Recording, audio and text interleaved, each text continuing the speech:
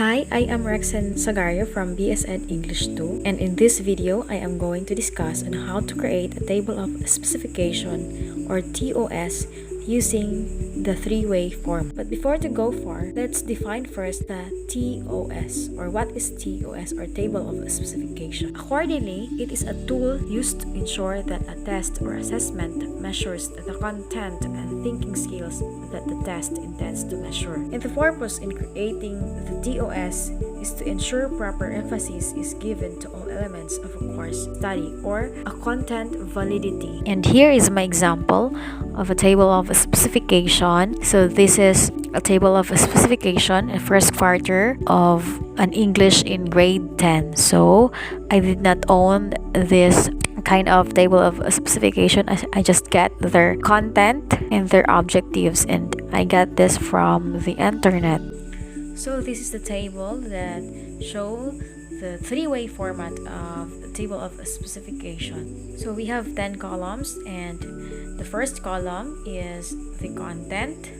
The second is the learning objectives. The third is the number of days or hours to be spent in teaching. Next is the number of items, and last is the level of cognitive, behavior, and knowledge dimension, item format, and number and placement of items. So in the level of cognitive, we have R stands for remembering, U for understanding, AP for applying, AN for analyzing, E for evaluating, and last C is for creating. So in the last row, under the first column, we have the total, of course. So this is the format that we are going to fill in creating a three-way format of TOS. So in here, we are in the next step in creating the three-way format of TOS. So in the first column, which is the content, so we have the listening, the vocabulary, the reading and literature, the writing, and last is the grammar. So these are the topics that are being discussed in the whole first grading coverage. So these are the content.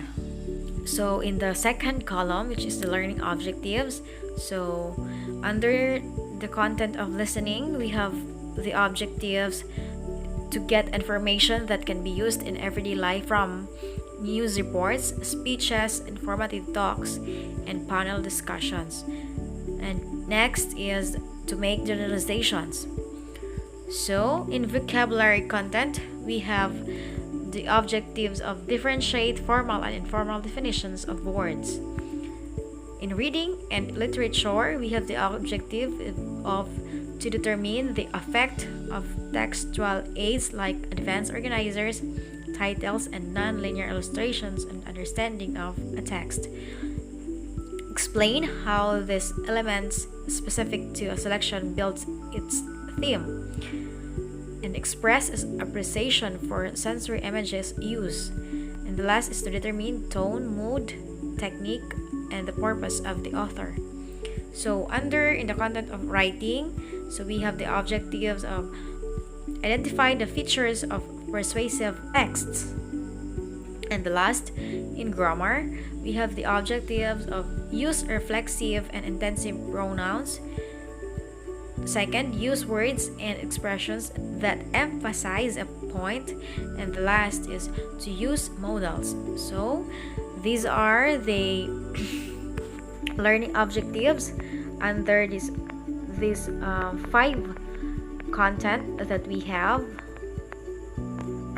So next to fill in is the number of days to be spent in teaching. Now we're here in the third column, which is the number of days.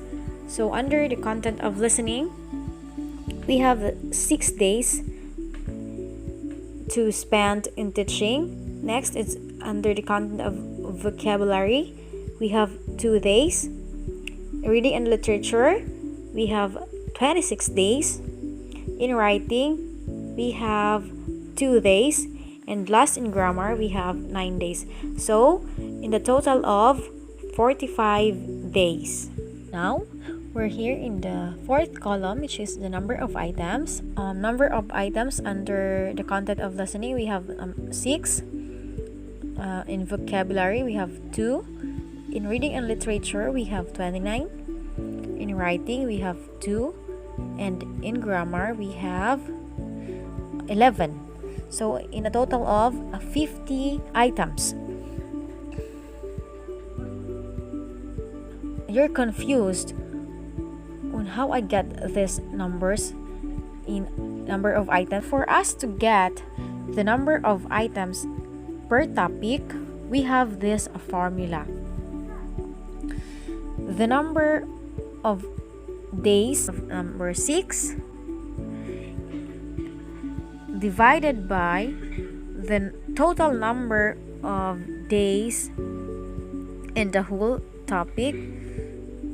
In this 5 topics, so we have 45, so 6 divided by 45 and multiplied it to the total number of items. So I just put 50 items under this 5 content. 6 divided by 45 and multiplied to 50 is equal to 6. So that's why we have 6 in the content, under the content of listening. So we have number of items of 6.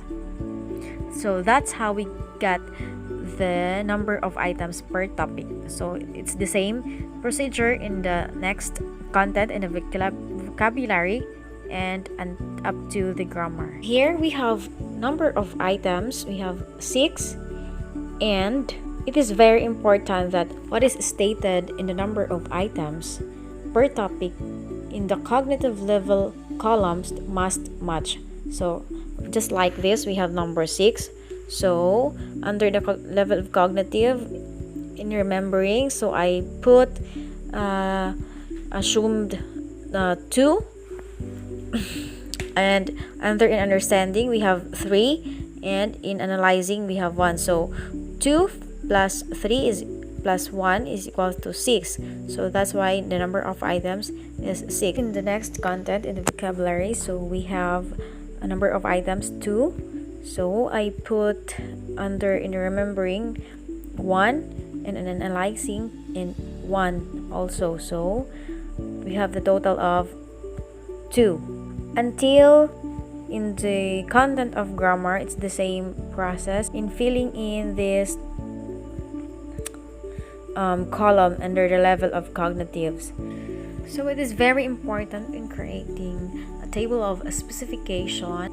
Upon putting this here, so we need to be careful for us to avoid mistakes. And for the total, we need to get the exact total, and it must match here in the number of items. So this number 50, so this is very important in making a toss. That's all. Thank you for watching.